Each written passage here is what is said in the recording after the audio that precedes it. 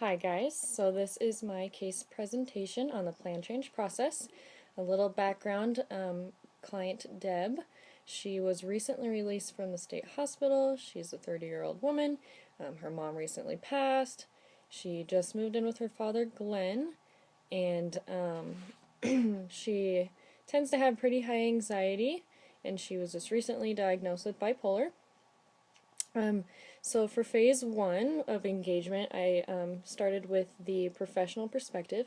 I did this because I am Deb's active case manager in this case, and this kind of gives me the opportunity to help Deb get the basic needs for her life at this point, which consist of medical care, a source of income, and source of food. And so we're going to utilize Social Security, their disability income, and also look into getting Medicaid and SNAP benefits for Deb.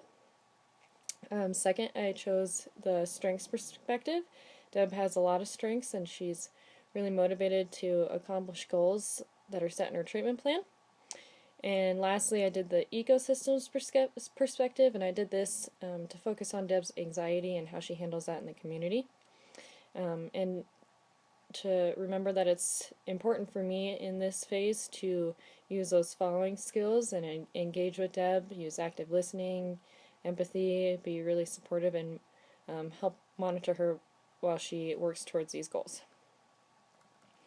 So next we're going to move to phase two, which is assessment.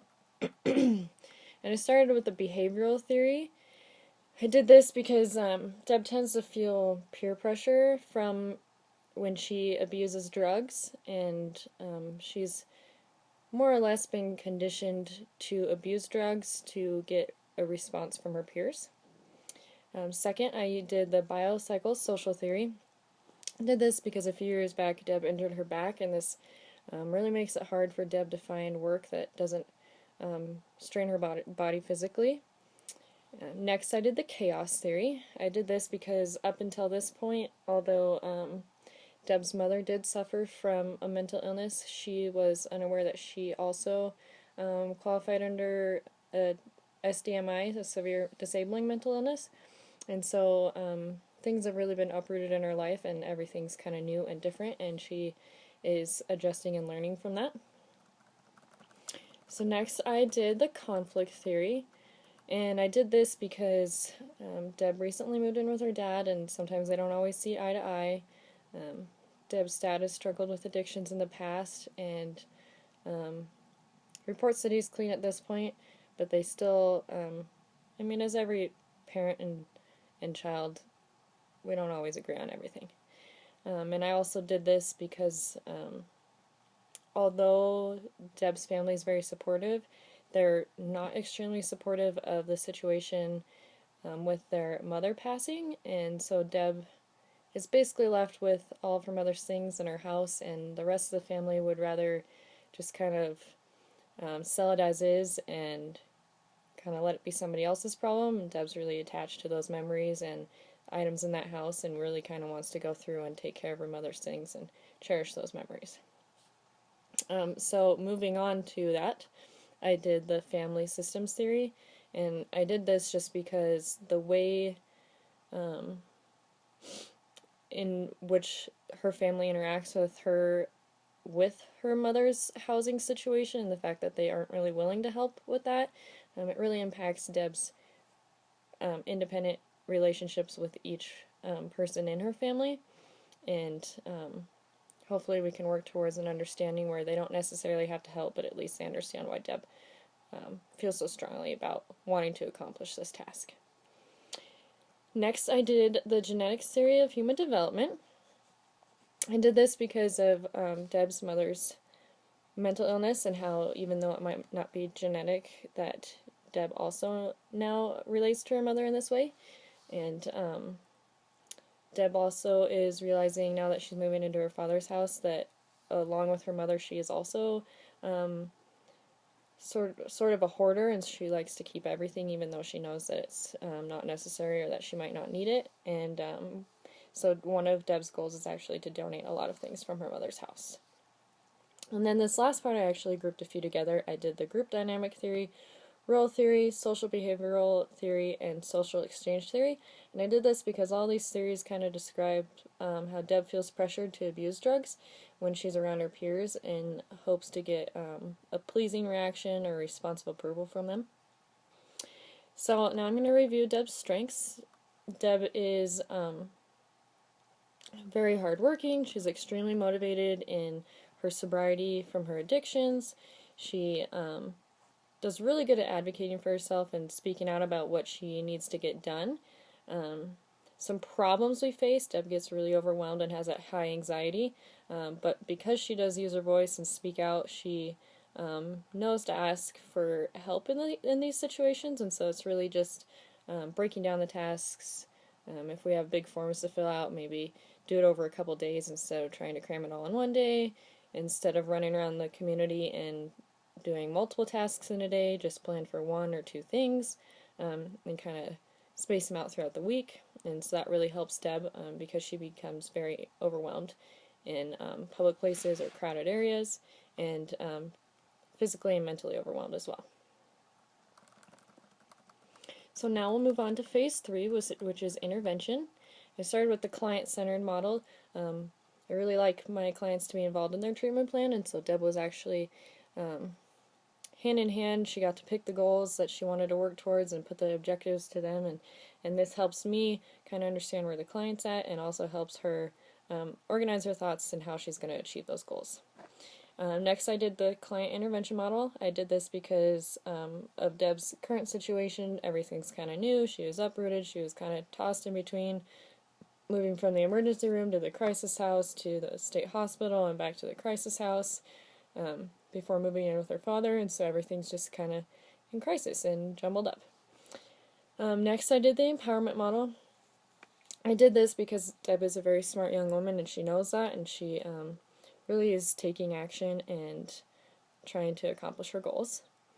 Following that, I did the family reunification model, and I did this because hopefully working with a therapist and working with me and her prescriber and everybody else here through Western, that she'll be able to find a way to address situations with her family and be able to help them understand the reasons why she feels the need to go through her mother's house and kind of take care of that property before selling it, and the attachment she feels, and even if they don't want to participate, at least to get them to kind of an even level, and so they all kind of work together and understand where Deb's coming from with that. And lastly, I did the task-centered model, and I did this because this helps me kind of understand where Deb's coming from and how I can help her work through the goals and kind of set step by step where we want to take those goals. So Deb's first goal is to manage her overall physical health, and this consists primarily of her back pain, but she's also experiencing quite a bit of body aches. And so our first objective is we checked with Deb's prescriber just to make sure that none of her current medications might be causing these symptoms. And then secondly, as our second objective, we are linking Deb with a primary care physician in the community, and that's so Deb just kind of has that one doctor that she looks to for symptoms, physical pain, if she has a cold, sick, whatever she may need for her physical health. In our second goal, we moved to Deb focusing on her drug addiction and that abuse. And so our first objective is for Deb to kind of target things that help her stay distracted from that abuse. And she really enjoys exercising and doing arts and crafts and just staying busy. And so Deb will schedule out time once a day to do something that she really feels passionate about and something that's going to help her physical and mental health. Secondly, Deb is seeing a therapist bi-weekly to kind of work through any of those clinical or mental health concerns. Third, Deb is going to be linked to the YMCA, and with my assistance, she's going to be able to get a voucher, so she'll have a $10 membership, which will be really nice. It's $10 a month. She can go use the facility whenever she wants.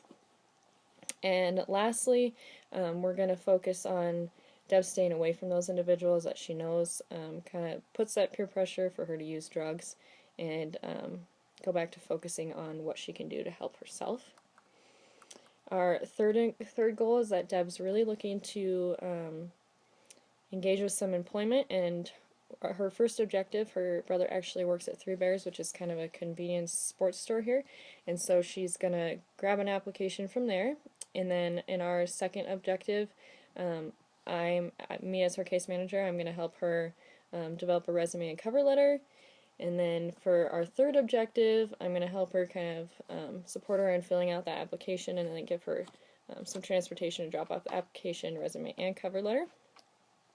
Our next objective is to get a callback and have her actually secure an interview, followed by obtaining the job. And then if this job doesn't pan out, we're going to look for other employment and kind of go back through those objectives until she obtains employment, and then at which point she'll set a goal for how long she feels she needs to keep that employment to fulfill her goal, and then maybe set more of a long-term goal after that. So we're going to move on to phase 4, and that's evaluation, and we're going to talk about the termination process. And with Western Montana Mental Health, every client is a voluntary client unless for some reason they're on a conditional release or needs a sign-off from a probationary officer or something like that. And so Deb can actually terminate her treatment at any time. However, she will be advised by her treatment team to assess where she's at and complete those goals on her treatment plan before terminating her treatment.